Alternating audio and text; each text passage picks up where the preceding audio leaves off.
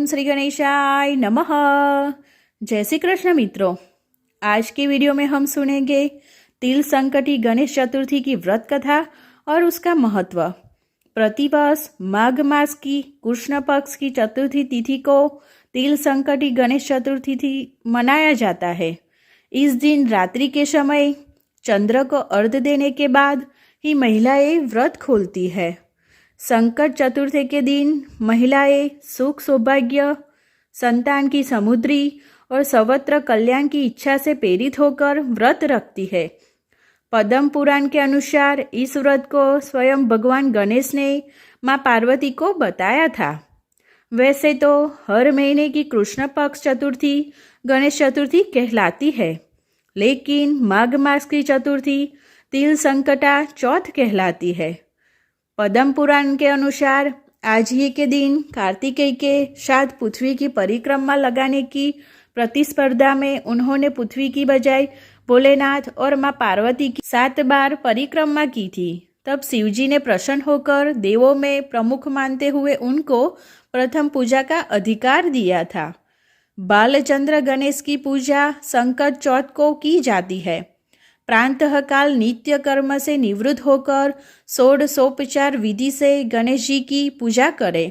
निमन श्लोक पढ़कर गणेश जी की वंदना करें। गणेश जी का श्लोक है ये: गजानन भूत गणादि सेवित कपित्य जम्बू फल चारु भर्षणम उमासुतः शोक विनाश कारकर्म नमामि विघ्नेश्वर पाद पंकजम। इसके बाद बालचंद्र गणेश का ध्यान करके पुष्प अर्पित करें। पूरे दिन मन ही मन में श्री गणेश जी के नाम का जप करें। सूर्यास्त के बाद स्नान करके स्वच्छ वस्त्र पहन ले। अर्थ विधि पूर्वक गणेश जी का पूजन करें।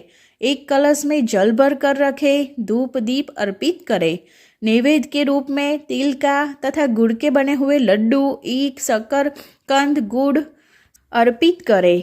यह नैवेद्य रात्रि भर बांस के बने हुए डलिया से ढक अथावत रख दिया जाता है।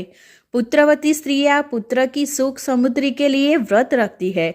इस ढके हुए नैवेद्य को पुत्र ही खोलता है तथा भाई बंधुओं में बांटता है। ऐसी मान्यता है कि इससे भाई बंधुओं में आपसी प्रेम भावना की वृद्धि होती है। अलग अलग राज्यों में अलग अलग प्रकार के तिल और गुड़ के लड्डू बनाए जाते हैं। तिल के लड्डू बनाने हेतु तिल को भूनकर गुड़ की चाशनी में मिलाया जाता है। फिर तिलकुट का पहाड़ बनाया जाता है। गणेश पूजा करके तिलकुट के पहाड़ को तोड़ा जाता है। गणेश पूजन के बाद चंद्रमा को कलश से अर्घ्य अर्पित करें। धूप दीप दिखाइए। चंद्रदेव से अपने घर परिवार की सुख और शांति के लिए प्रार्थना करें। इसके बाद एकाग्रचित होकर कथा सुने अथवा सुनाइए। सभी उपस्थित जनों में प्रसाद बांटे। अब हम सुनेंगे तिल चौथ की कहानी। एक शहर में देवरानी जेठानी रहती थी। जेठानी अमीर थी और देवरानी गरीब थी। देवरानी गणेश जी की भक्त थी। देवरानी का पति जंगल में लकड़ी काटकर बेचता था और अक्सर बीमार रहता था। देवरानी जेठानी के घर का सारा काम करती थी और बदले में जेठानी बचा हुआ खाना, पुराने कपड़े आदि उसको दे देती थी। इसी से देवरानी का परिवार चला रहा था। माघ महीने में देवरानी ने तिल चौथ का व्रत किया। उसने तिल व गुड़ लाकर तिल कुट्ठा बनाया। पूजा करके तिल चौथ की कथा सुनी और तिल कुट्ठा छीके में रख दिया और सोचा कि चांद उगने पर पहले तिल कुट्ठा, उसके बाद ही कुछ खाएंगी। कथा सुनकर वह जेठानी के वहाँ चली गई। खाना बनाकर जेठानी के बच्चों से खाना खाने को कहा तो बच्चों बोले, माँ ने व्रत किया है और माँ भूखी है। जब माँ खाना खाएगी हम भी तभी खाएंगे। जेठानी को खाना खाने को कहा तो जेठानी बोली, मैं अकेला नहीं खाऊंगी। जब चांद निकलेगा तब सब खाएंगे, तभी मैं भी खाऊंगी। जेठानी ने उसे कहा कि आज तो किसी ने भी अभी तक खाना नहीं खाया, तुम्हें कैसे दे दूं? तुम सुबह सवेरे ही बचा हुआ खाना ले जाना। देवरानी के घर पर पति बच्चे सब आस लगाए बैठे थे कि आज तो त्योहार है, इसलिए कुछ पकवान आदि खाने को मिलेंगे। परंतु जब बच्चों को पता चला कि आज तो रोटी भी नहीं मिलेंगी तो बच्चे रोने लगे। उसके पति को भी बहुत गुस्सा आया। कहने लगा, सारा दिन काम करके भी 2 रोटी नहीं ला सकती तो क्या काम क्यों करती हो। पति ने गुस्से में आकर पत्नी को कपड़े धोने के दो से मारा। धोना हाथ से छूट गया तो पाटे से मारा। वह बेचारी गणेश जी को याद करती हुई रोते रोते पानी पीकर सो गई।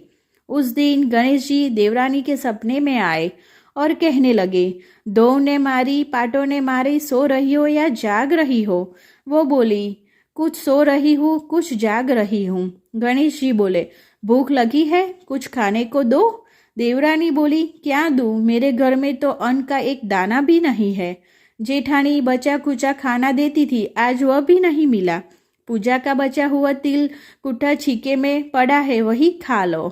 तिल कुट्टा खाने के बाद गणेश जी बोले, दो ने मारी, पाटे ने मारी, निमटाई लगी है, कहाँ निमटे। वह बोली, यहाँ पड़ा घर, जहाँ इच्छा हो वहाँ निमट लो। फिर गणेश जी बच्चे की तरह बोले, अब कहाँ पहुँचूं, नींद में मग्न। अब देवरानी को बहुत गुस्सा आया कि अब से तंग किए जा रहे हो, सो बोली, मेरे सर पर पोछो। और कहाँ पोछोंगे। सुबह जब देवरानी उठी तो यह देखकर हैरान रह गई कि पूरा घर हीरे मोती से जगमगा रहा है।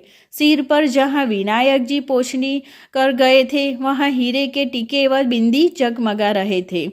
उस दिन देवरानी जेठानी के यहाँ काम करने नहीं गई। बड़ी देर तक राह देखने के बाद जेठानी ने बच्चों को देवरानी को बुलाने भेजा। जेठानी ने सोचा, कल खाना नहीं दिया इसलिए शायद देवरानी बुरा मान गई है। बच्चे बुलाने गए और बोले, चाची चलो, माँ ने बुलाया है, सारा काम पड़ा है। देवरानी ने जवाब दिया, अब उसकी ज़रूरत नहीं है, घर में सब भरपूर है गणेश जी के आशीष से। बच्चों ने घर जाकर माँ को बताया कि चाची का तो पूरा घर हीरे मोतियों से जगमग रहा है। जेठानी दौड़ती हुई देवरानी के पास आई और पूछा कि यह सब कुछ कैसे हुआ। देवरानी ने उसके साथ जो हुआ वो सब कर डाला। घर लौटकर जेठानी अपने पति से कहा कि आप मुझे दौने और पाटों से मारे। उसका पति बोला कि भली मानस, मैंने कभी तुम पर हाथ भी नहीं उठाया, मैं तुम्हें दौने और पाटों से कैसे मार सकता हूँ। वह नहीं मानी और जिद करने लगी। मजबूरन पति उसे को मारने लगे। उसने ढेर सारा घी डालकर चूरमा बनाया और छीके में रख कर सो गई। रात को चौथ विनायक जी सपने में आए और कहने लगे, भूख लगी है, क्या खाऊं। जेठानी ने कहा, हे गणेश जी महाराज, मेरी देवरानी के यहाँ तो आप सूखा तिल कुट्ठा खाया था, मैंने तो जड़ते घी का चूरमा बनाकर आपके लिए छीके में रखा है, फल और मेवे भी रखे, जो चाहिए खा लीजिए। बाल स्वरूप गणेश जी बोले, अब निपटे कहाँ। जेठानी बोली, उसके यहाँ तो टूटी फूटी झोपड़ी थी, मेरे यहाँ तो कंचन के महल है, जहाँ चाहो निपटो। फिर गणेश जी ने पूछा, अब पोछूं कहाँ। जेठानी बोली, मेरे ललाट पर बड़ी सी बिंदी लगाकर पोछ लो। धन की भूखी जेठानी सुबह बहुत जल्दी उठ गई। सोचा घर हीरे जवेरात से भर चुका होगा, पर देखा तो पूरे घर में गंदगी फैली हुई थी, तेज बदबू आ रही थी। उसके सिर पर भी बहुत सी गंदगी लगी हुई थी। उसने कहा, हे गणेश जी महाराज, यह आपने क्या किया। मुझसे रूठे और देवरानी पर टूटे। जेठानी ने घर और की सफाई करने की बहुत कोशिश की, परंतु गंदगी और ज़्यादा फैलती गई। जेठानी के पति को मालूम चला तो वह भी बहुत गुस्सा हुआ और बोला, तेरे पास इतना सब कुछ था, फिर भी तेरा मन नहीं भरा। परेशान होकर चौथ को गणेश जी से मदद की विनती करने लगी। गणेश जी ने कहा, देवरानी से जलन के कारण तूने जो किया था यह उसी का फल है। अब तू अपने धन में से आधा उसे दे देगी, तभी यह सब साफ होगा। उसने आधा धन बांट दिया, किंतु मोहरों की एक हांडी चूल्हे के नीचे गाड़ रखी थी। उसने सोचा किसी को पता नहीं चलेगा और उसने उस धन को नहीं बांटा। उसने कहा, हे श्री गणेश जी, अब तो अपना यह बिखराव समेट लो।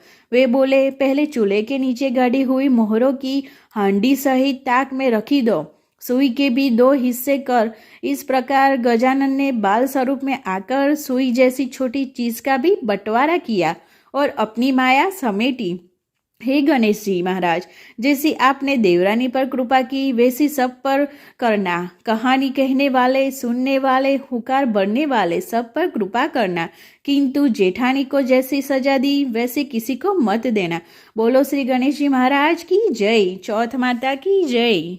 तो हरि भक्तों, आप भी तिल संकट चौथ का व्रत कीजिए और अपनी इच्छाएं पूर्ण कीजिए। आपको मेरा ये वीडियो अच्छा लगे तो लाइक और सब्सक्राइब जरूर करना। जय श्री कृष्ण मित्रों, धन्यवाद।